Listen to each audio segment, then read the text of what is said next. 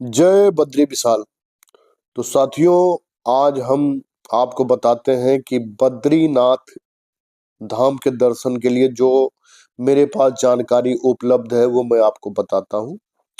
इस दिव्य यात्रा श्रृंखला में आज हम बात करेंगे बद्रीनाथ यात्रा 2025 की। एक ऐसी यात्रा जो केवल पहाड़ों की नहीं बल्कि आस्था के शिखर की है। बद्रीनाथ धाम जिसे धरती का वैकुंठ कहा जाता है, जहां भगवान श्री विष्णु स्वयं बद्रीनारायण के रूप में विराजमान है। अगर आप भी 2025 में इस पवित्र धाम की यात्रा करने जा रहे हैं, तो आप अगर हमारा वीडियो देखेंगे तो आपको काफी सुविधा मिलेगी।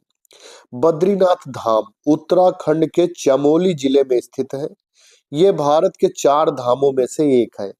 आपको पता है, चारों धाम केदारनाथ, बद्रीनाथ धाम, गंगोत्री और यमुनोत्री, उनमें से एक धाम है बद्रीनाथ। कहते हैं भगवान विष्णु ने यहाँ हजारों साल तक तपस्या की थी और देवी लक्ष्मी ने उन्हें ठंड से बचाने के लिए बद्री वृक्ष का रूप धारण किया। इसीलिए यह स्थान बद्रीनाथ कहलाया। पुराणों के अनुसार यहाँ स्नान और दर्शन करने मात्र से जन्मों जन्मों के पाप नष्ट हो जाते हैं। यहाँ का मुख्य मंदिर नारद कुंड, तप्त कुंड, ब्रह्म कपाल और बद्री विशाल के दर्शन हर भक्त के लिए जीवन का सबसे बड़ा सौभाग्य है। बद्रीनाथ पहुंचने के 2 मुख्य मार्ग हैं, एक हरिद्वार से और दूसरा ऋषिकेश से। दोनों से बस, टैक्सी और निजी वाहन की सुविधा उपलब्ध है।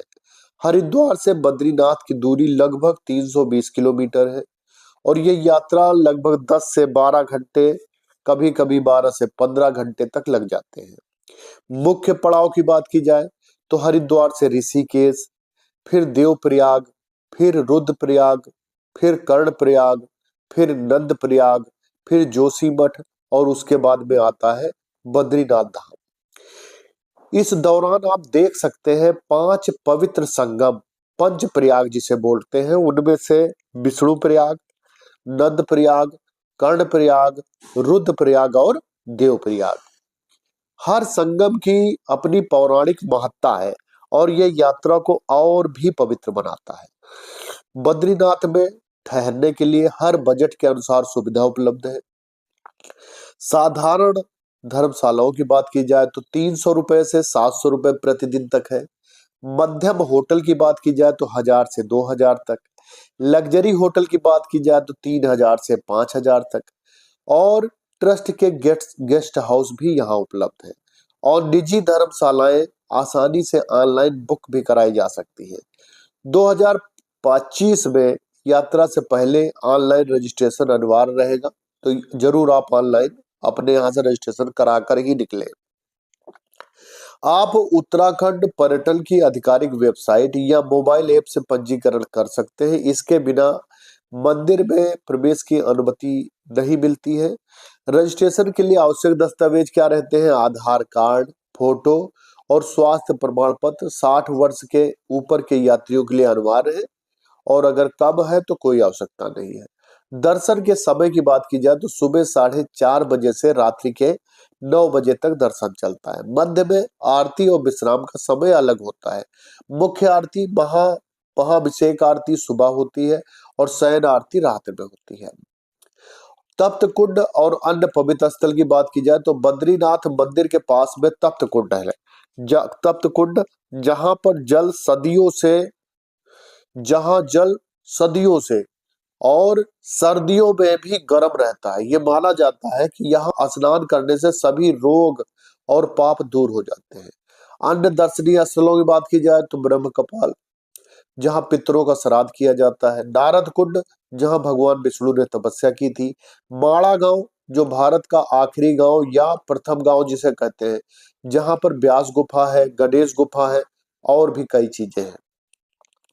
नरसिंह मंदिर की बात की जाए जो जोशीमठ में है, यहाँ भगवान विष्णु शीतकाल में विराजते हैं। सबसे अच्छा समय और मौसम कौन सा होता है?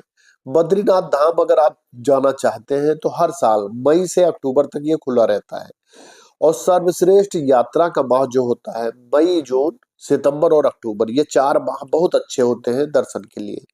जुलाई अगस्त में बारिश के कारण भूस्खलन का खतरा रहता है, इसलिए यात्रा से बचना बेहतर है। अगर आप हरिद्वार से 5 दिन की यात्रा करते हैं तो खर्च लगभग आपका बस का 2500 से 3000,